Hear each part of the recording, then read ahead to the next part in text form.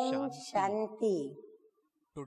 आज की तारीख है 22/2/15 और आज रिवाइज कोर्स की मुरली सुनेंगे क्योंकि आज रविवार है और हम अपने प्राण प्यारे अव्यक्त मूर्तधारी अव्यक्त बाप दादा की मुरली सुनेंगे। तो रिवाइज कोर्स की तारीख है 3/2/79 फरवरी मास की 79 की मुरली है और आज की मुरली का शीर्षक है सर्व पर रहम करो, सर्व पर रहम करो, वहम और अहम भाव को मिटाओ,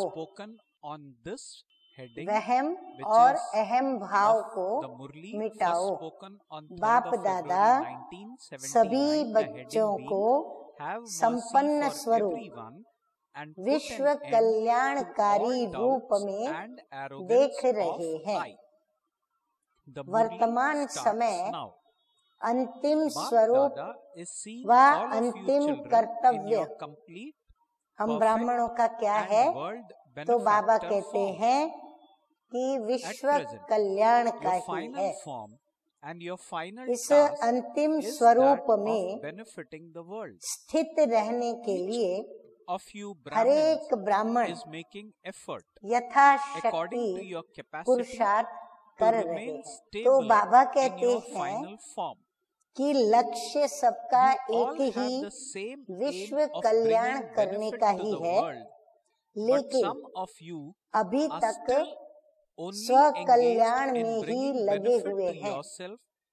जब तक स्व कल्याण के लिए ही पुरुषार्थ करते रहते हैं तो विश्व कल्याण के लिए मेहनत कब करेंगे? और कोई स्वदेश के कल्याण के करने में ही लगे हुए हैं। बहुत थोड़े बेहद के बाप समान बेहद अर्थात विश्व की सेवा में अथवा विश्व कल्याणकारी स्वरूप में स्थित रहते हैं। विश्व कल्याणकारी श्रेष्ठ आत्मा की निशानी क्या होगी?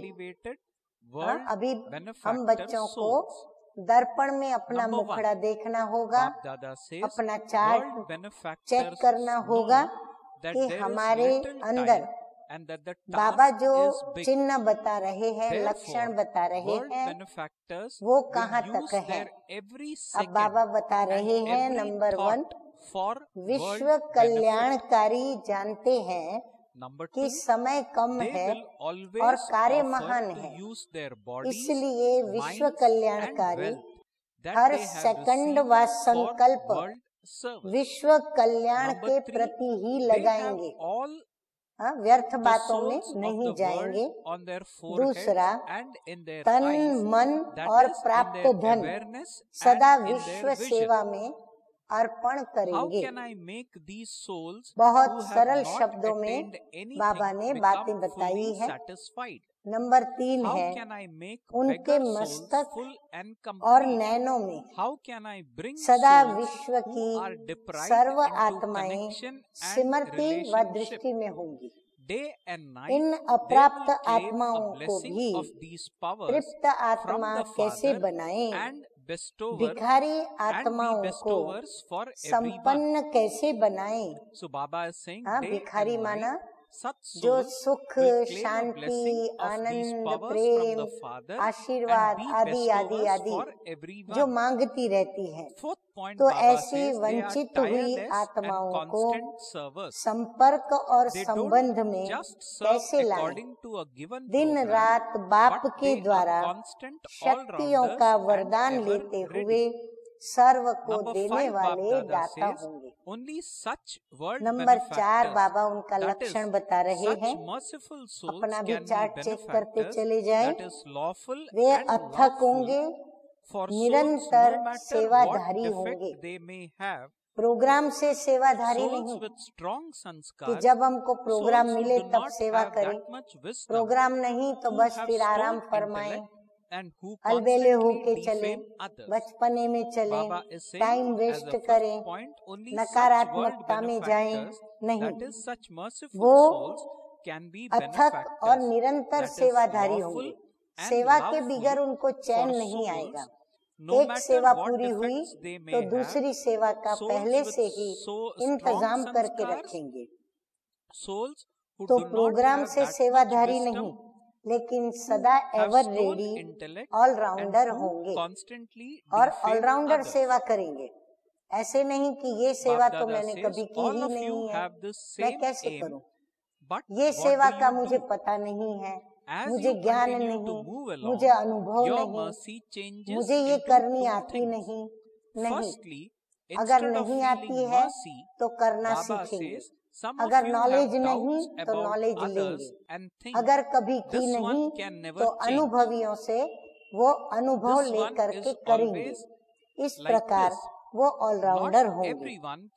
नंबर 5 है, ऐसे विश्व कल्याणकारी अर्थात रहम दिल आत्माएं ही कैसी भी अवगुण वाली आत्मा हो, कड़े संस्कार वाली आत्मा हो, कम बुद्धि वाली आत्मा हो, पत्थर बुद्धि हो, सदा ग्लानि करने वाली आत्मा हो, सर्व आत्माओं के प्रति वह कल्याणकारी, लॉफुल और लवफुल। वो ये नहीं देखेंगे कि ये गरीब है, साहूकार है, ये गुणवान है, अवगुणी है, ये पापात्मा है, पुण्यात्मा है, ये तो नफरत के योग्य आत्मा है। तो इन सब आत्माओं को मुझे क्या सुनाने का, इनकी मैं क्यों सेवा करूं? नहीं, वो हरेक के प्रति बाबा कहते हैं कि रहम दिल वाले होंगे, कल्याणकारी भावना वाले होंगे, अर्थात लॉफुल भी होंगे और लवफुल भी होंगे। ईश्वरीय लॉ के मुजब उन पे रहम करेंगे, कल्याण करेंगे उनका, और फिर लवफुल होंगे, अर्थात ईश्वरीय प्यार जो है, स्नेह जो है, वह भी भाई भाई की दृष्टि वाला रहेगा। लक्ष्य सभी का ऐसा ही है। बाबा कहते लक्ष्य तो हम सभी बच्चों का ऐसा ही है, लेकिन करते क्या है? अब बाबा हमारा समाचार हमको ही सुनाएंगे कि हम करते क्या है। चलते चलते रहम के बदले 2 बातों में बदल जाते हैं। हम बच्चे चलते चलते क्या होता है, रहम के बदले 2 बातों में हम बदल जाते हैं। कोई रहम करने के बदले आत्माओं में वहम भाव पैदा कर देते, रहम खाने के बजाय। अब किसी पर तरस खाने का, पर तरस हम ऐसा खाएंगे जो सामने वाले को हमारे ऊपर डाउट जाएगा कि ये अचानक मेरे पर इतनी रहम दिली क्यों, अचानक इनको मेरे पर ऐसा प्रेम क्यों आया। तो संशय पैदा कराएंगे, सेवा करेंगे, पर सेवा के स्वरूप से सामने वाली व्यक्ति को संशय उत्पन्न होगा या फिर उनको वहम भाव पैदा होगा। ये कभी बदल नहीं सकते, ये है ही ऐसे। या तो उनके प्रति क्या सोचेंगे, रहम नहीं खाएंगे, ये सोचेंगे कि ये तो कभी बदल नहीं सकते। उनको जो अपनी इम्प्रेशन पड़ी हुई है कि ये व्यक्ति तो ऐसी ही है, ये कभी बदलने वाली नहीं है, सब तो राजा बनने वाले भी नहीं है। या फिर सोचेंगे सभी तो राजा बनेंगे नहीं, तो ये व्यक्ति बदल नहीं रही है। तो बाबा कहते हैं ना कि सभी तो राजा नहीं बनेंगे, कोई तो प्रजा वाले भी चाहिए, कोई नौकर चाकर भी चाहिए, सब तो राजा बनने वाले नहीं हैं। तो इस प्रकार के अनेक वहम भाव रहम को खत्म कर देते हैं। अब जब ऐसा सोचेंगे कि ये तो है ही ऐसी आत्मा, ये परिवर्तन नहीं करेंगी, तो इसका मतलब क्या हुआ? हमारा रहम भाव हमने खत्म कर दिया। परंतु हम ये सोचें कि नहीं, बाबा कहते हैं हर एक का परिवर्तन अवश्य होता है, हर एक के परिवर्तन का समय आता है। जैसे मेरा आया ऐसे इन्हों का भी आएगा। तो उससे क्या होता है? रहम भावना उत्पन्न होती है और रूहानी स्नेह से कायदे मुजब हम उनके ऊपर स्नेह करके और उनका कल्याण करने का कार्य करते हैं, सेवा करते हैं। दूसरी बात, रहम भाव के बदले अहम भाव भी आ जाता। कईयों को रहम नहीं आता परंतु अहम आता है। कैसे अहम आता है? मैं सब कुछ हूँ, यानी मैं इनको बदली करूँ नहीं, मैं ही सब कुछ हूँ, मेरे द्वारा ही ये होगा। अगर ये करे तो मेरे द्वारा ही करे, तो मैं ही सब कुछ हूँ। ये कुछ भी नहीं है, इसमें कोई ताकत नहीं है। अगर इसका परिवर्तन करना है तो मैं ही कर सकता हूँ। तो ये अहम भाव, ये कुछ नहीं कर सकते, मैं सब कुछ कर सकता हूँ। या तो फिर ये सेवाएं ये नहीं कर सकेंगे, इनमें कोई गुण नहीं है, इनमें कोई शक्ति नहीं है, लेकिन ये गुण मेरे में है, मेरे में शक्ति है, मैं कर सकता हूँ, ये नहीं कर सकते। इस प्रकार के अहम भाव अर्थात मैंपन का अभिमान रहम दिल बनने नहीं देता। मेरे में ही गुण है, मैं ही होशियार हूँ, मेरी ही बुद्धि है, मेरी ही बुद्धि चलती है और किसी की बुद्धि नहीं चलती। मैं नहीं करूँ तो इनकी सेवा ही न होवे। अगर मैं इसमें इन्वॉल्व हूँ तो ही इनकी सेवा में इनको सफलता प्राप्त होगी, आदि आदि आदि। तो इसीलिए बाबा कहते हैं स्व कल्याण व देश कल्याण तक वो रह जाते हैं। इसीलिए उनका फिर बुद्धि योग कहाँ तक आके सीमित हो जाता है। या तो वो स्व कल्याण करने में ही लगे रहते हैं, या अपने गांव की सेवा, अपने देश की सेवा, अपने माना जहाँ वो रहते हैं वहाँ की सेवा करने के वहाँ तक ही सीमित रह जाते हैं। विश्व कल्याणकारी बनने का साधन जानते भी हो लेकिन समय पर भूल जाते हैं। अब विश्व कल्याणकारी माना सिर्फ भारत तक भी हम सीमित न रहे, परंतु भारत के अलावा विश्व के जितने भी देश हैं उन सभी देशों के प्रति हमारी रहम की भावना, कल्याण की भावना, रूहानी स्नेह से सेवा करने की भावना होनी आवश्यक है। तो बाबा कहते हैं विश्व कल्याणकारी बनने का सहज साधन जानते भी हो, लेकिन अहम और वहम के कारण क्या होता है कि समय पर भूल जाते हो। बाबा कहते हैं कैसी भी अवगुणधारी आत्मा हो, कैसी भी पतित आत्मा हो, वह पुरुषार्थहीन आत्मा, दोनों में से कोई भी हो, अज्ञानी पतित आत्मा होगी और ब्राह्मण परिवार की पुरुषार्थहीन आत्मा होगी। अगर वो अज्ञानी आत्मा होगी तो पतित आत्मा होगी, और अगर ब्राह्मण परिवार की आत्मा होगी तो पुरुषार्थहीन आत्मा होगी, अलबेली आत्मा होगी, बचपने वाली आत्मा होगी। दोनों आत्माओं के प्रति विश्व कल्याणकारी अर्थात बेहद की दाता आत्मा, चाहे ज्ञानी तु आत्मा, चाहे अज्ञानी तु आत्मा, चाहे ईश्वरीय संतान ब्राह्मण कुल भूषण आत्मा, चाहे रावण की संतान या पुरानी दुनिया की अज्ञानी आत्माएं, बाबा कहते हैं विश्व कल्याणी अर्थात बेहद की दाता आत्मा, विश्व परिवर्तन अधिकारी आत्मा, सदा उन आत्माओं की बुराई व कमजोरियों को कल्याणकारी होने के नाते क्या करेंगी कल्याणकारी आत्मा? उनको पहले क्षमा करेगी, उनके अवगुण, उनकी भूलें, उनके पाप, उनका पतितपना, उनकी कमजोरी, जो भी अवगुण है, पहले तो वो अपने ध्यान पर लेकर न लेगी, और अगर ध्यान पर आया तो उसको क्या करेंगे? पहले तो उसको क्षमा कर देंगे, क्योंकि क्षमा करेंगे तभी उनके प्रति रूहानी स्नेह से रहम दिल बन करके और उनका कल्याण वो कर सकती है। जैसे बेहद का बाप बच्चों को क्षमा करते हैं, किस पर? बच्चों की बुराई व कमजोरियों को दिल में न समाये क्षमा करते हैं। बाप दादा दिल पर नहीं रखते। हम बच्चे कितनी भूलें करते हैं, कितनी हमारी कमजोरियां बाप दादा के आगे प्रत्यक्ष होती है, तो बाप दादा क्या करते हैं? क्या हमारी कमजोरियों को याद रखा?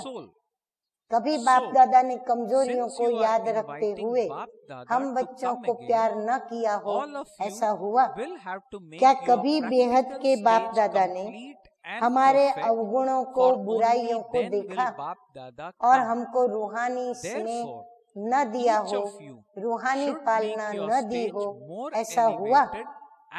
जब नहीं हुआ, जब बाबा हमें क्षमा करते हैं, पूज्य देवता भक्तों पर भी क्षमा करते हैं, तो विश्व कल्याणकारी मास्टर रचता भी है।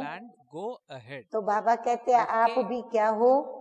विश्व कल्याणकारी मास्टर रचयिता भी हो, विश्व अधिकारी भी है, अर्थात छोटों के आगे बड़ा राजा के समान है। छोटों के आगे आप बड़े राजा के समान हैं, बाप के समान हैं। हाँ, छोटों के आगे बड़े माता पिता के समान होते हैं, पूज्य आत्मा है। तो इन तीनों संबंध के आधार से बुराई व कमजोरी दिल पर न रखकर वो कल्याणकारी आत्मा पहले उनको क्षमा करेंगे। आया हर एक को समझ में ये बात कि पहला हमें क्या करना पड़े? हर एक के प्रति क्षमा भाव, रहम भाव, कल्याण करने की वृत्ति का भाव। उसके बाद ऐसी आत्मा के कल्याण प्रति सदा हर आत्मा के वास्तविक स्वरूप और गुण को सामने रखते हुए उसकी महिमा करेंगे। फिर उसका जो वास्तविक असली स्वरूप है, उस स्वरूप की स्मृति दिलाते हुए उसको वो स्वरूप की धारणा की बातें याद दिलाते हुए उसके गुण को भी सामने रखते हुए उसकी महिमा करेंगे। कमजोरी और अवगुण का गायन नहीं करेंगे, परंतु उसके गुणों की महिमा करेंगे। अर्थात उस आत्मा को अपनी महानता की स्मृति दिलाएंगे। हाँ, उसकी कमजोरी की बात उसको याद नहीं दिलाएंगे, लेकिन उसकी जो महानता है उसकी स्मृति दिलाएंगे कि तुम किसके बच्चे हो, किस कुल के हो, संगम युग की विशेषता का वरदान क्या है, बाप का कर्तव्य असंभव को भी संभव करने का है। तुम आत्मा आदिकाल की राजवंशी हो। हाँ, बाबा रूहानी नशा चढ़ाने की बात कर रहे हैं।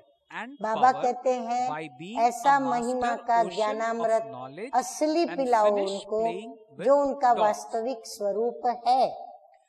जो असली सत्यता है वो उसको स्मृति में दिलाकर रूहानी नशा चढ़ाओ।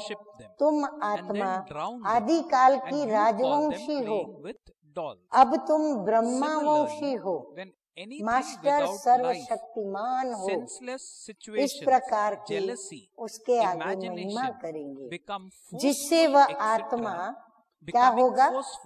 कोई भी अपनी महिमा सुनेंगे तो क्या होता है? तो बाबा कहते हैं वह आत्मा गुणों को सुनते हुए सिमरती और समर्थी में आए, कमजोरी को और बुराई को मिटाने की हिम्मत में आएंगी। तो उस आत्मा में क्या होगा? हिम्मत आएगी, और वो हिम्मत आना पहले उसमें जरूरी है।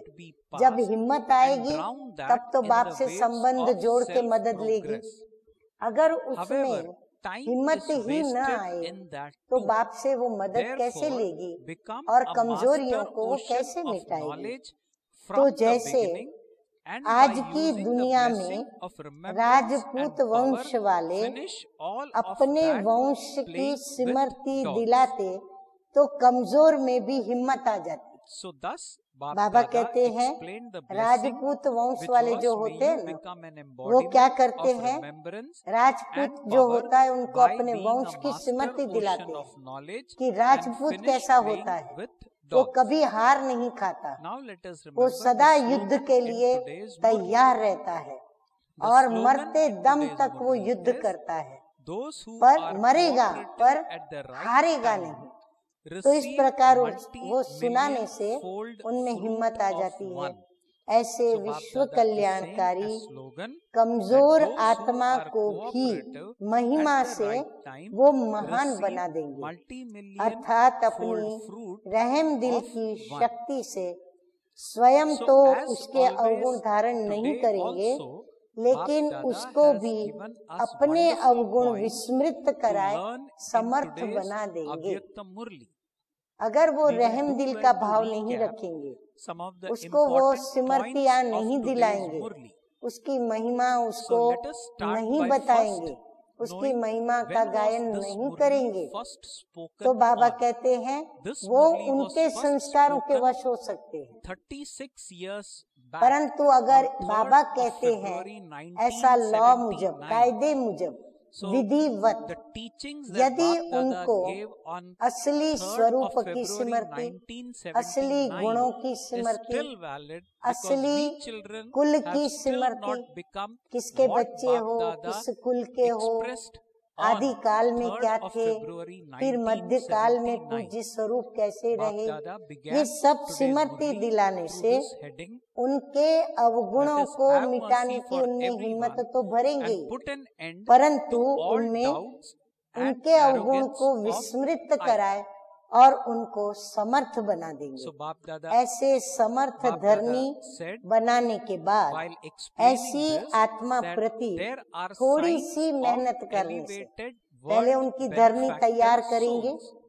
उसके बाद बाबा कहते हैं ऐसी धर्मी तैयार करने के बाद और थोड़ी मेहनत करने से वहम भाव और अहम भाव न रखने से स्वयं में फिर ये अविश्वास नहीं रखने का कि ये तो कभी बदलेगी ही नहीं, या उसके प्रति भी अविश्वास न रखें कि ये तो है ही ऐसा, इसका परिवर्तन कभी हो ही नहीं सकता, इसके स्वभाव तो बहुत कड़े हैं, कभी बदल नहीं सकते, तो वहम भाव भी न रहेगा और अहम भाव भी नहीं कि मैं ही कर सकता हूँ, मेरे बिगर ये बदल नहीं सकता, इसमें ताकत नहीं, मेरे में ही ताकत है, नहीं, मुझे उसमें भी ताकत भरनी है, मैं निमित्त हूँ।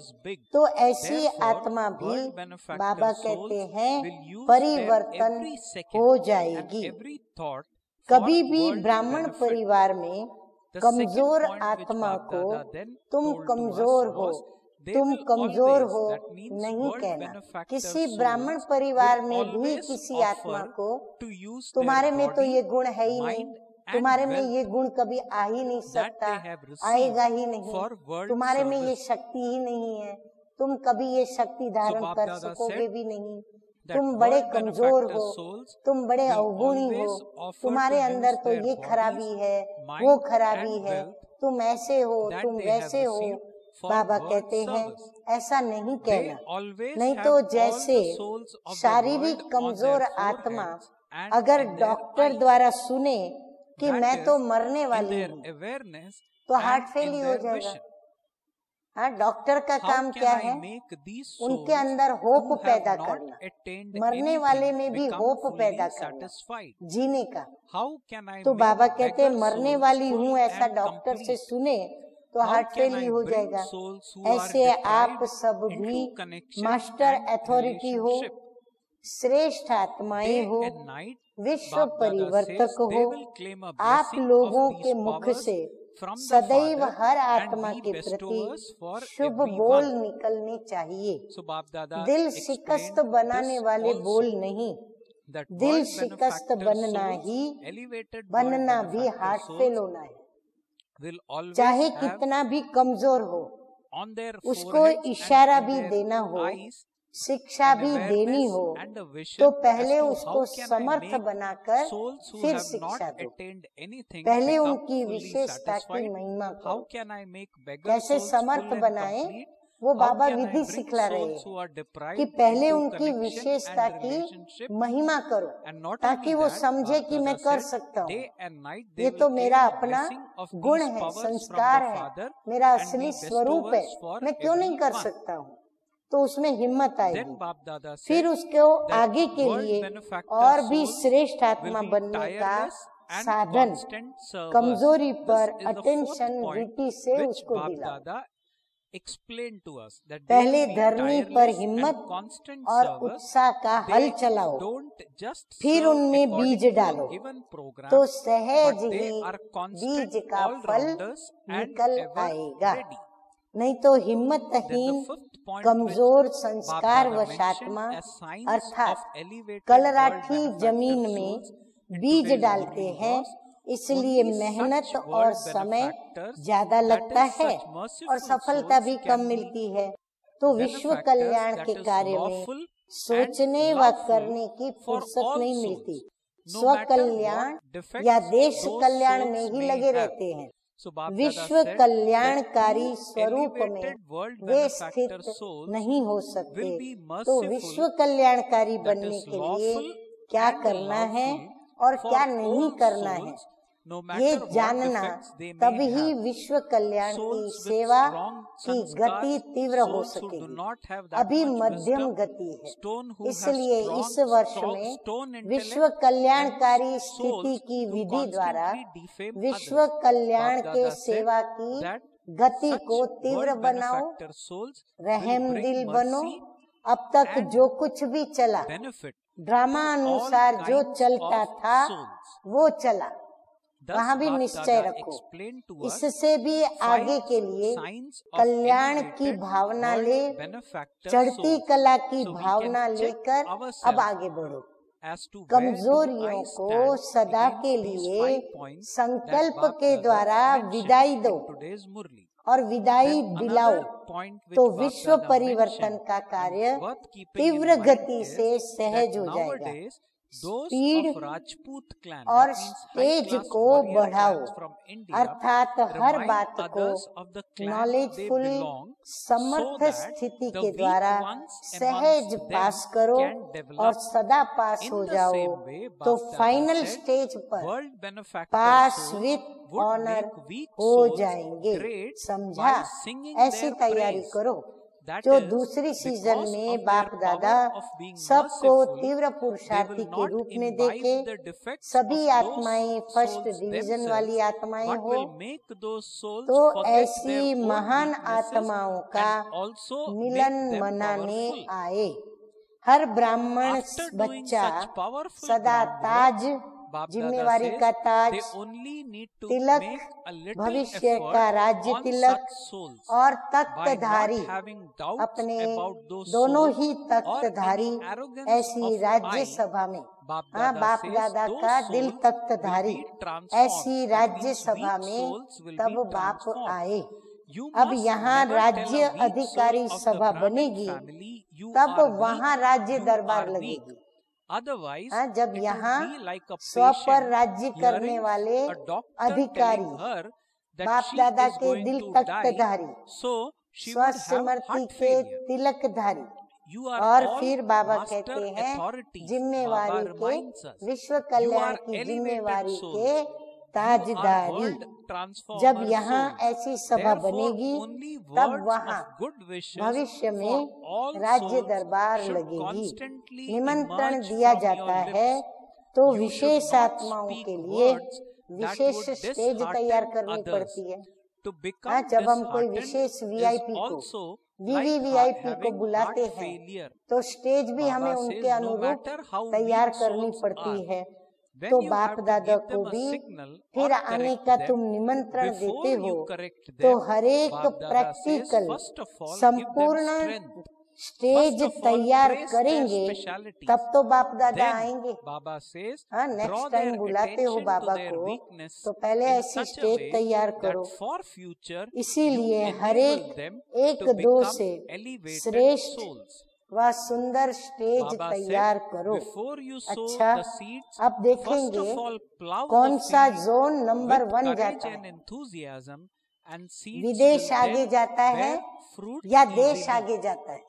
अच्छा, ऐसे सदा विश्व कल्याणकारी सर्वप्रति रहमदिल सदा शुभ चिंतन में रहने वाले और सदा शुभ चिंतक बनने वाले, हर आत्मा में हिम्मत और उल्लास दिलाने वाले, ऐसे सदा राज्य अधिकारी, सर्व को सदा संपन्न बनाने वाले समर्थ आत्माओं को बाप दादा का याद प्यार और नमस्ते। हम रूहानी बच्चों का रूहानी बाप दादा को याद प्यार, गुड मॉर्निंग और नमस्ते नमस्ते। तो अभी हम सुनेंगे मीठे मीठे बाप दादा से प्राप्त वरदान। तो वरदान है आज का, मास्टर ज्ञान सागर बन, गुड्डियों का खेल समाप्त करने वाले, सिमरती सो समर्थ स्वरूप भव। जैसे भक्ति मार्ग में मूर्ति बनाकर पूजा आदि करते हैं, फिर उन्हें डुबो देते हैं, तो आप उसे गुड्डियों की पूजा कहते हो। ऐसे आपके सामने भी जब कोई निर्जीव असार बातें, ईर्ष्या, अनुमान, आवेश आदि की आती हैं और आप उनका विस्तार कर अनुभव करते या कराते हो कि यही सत्य है, तो यह भी जैसे कि उनमें प्राण भर देते हो। फिर उन्हें ज्ञान सागर बाप की याद से बीती सो बीती कर स्व उन्नति की लहरों में डुबोते भी हो, लेकिन इसमें भी टाइम तो वेस्ट हो जाता है ना। इसलिए पहले से ही मास्टर ज्ञान सागर बन, सिमरती सो समर्थी भव के वरदान से इन गुड्डियों के खेल को समाप्त करो। आज का स्लोगन है, जो समय पर सहयोगी बनते हैं, जो समय पर सहयोगी बनते हैं, उन्हें एक का पदम गुना फल मिल जाता है। अच्छा, ओम शांति।